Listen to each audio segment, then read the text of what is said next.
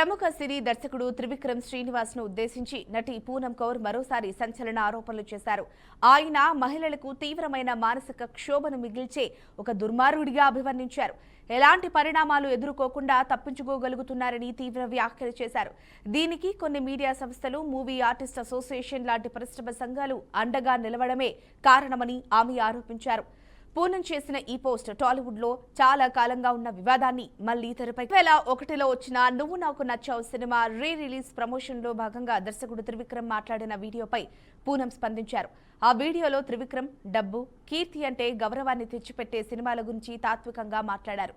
దీనిపైనే పూనం కౌర్ తీవ్రంగా స్పందించారు. ఇలాంటి వ్యక్తులు మహిళలను వేధిస్తూ వారిని మానసికంగా కుంగదీస్తున్నారని, చిన్న చిన్న విషయాలకు స్పందించే మా అసోసియేషన్ ఇలాంటి తీవ్రమైన అన్యాయాలపై ఎందుకు చర్యలు తీసుకోవడం లేదని ప్రశ్నించారు. కొన్నేళ్లుగా పూనం కౌర్ త్రివిక్రమ్పై ఆరోపణలు చేస్తూనే ఉన్నారు. త్రివిక్రమ్ చర్యల వల్లే తన కెరీర్తో పాటు వ్యక్తిగత జీవితం కూడా దెబ్బతిందని, వృత్తిపరంగా రాజకీయంగా నష్టపోయారని పలుమార్లు వాపోయారు.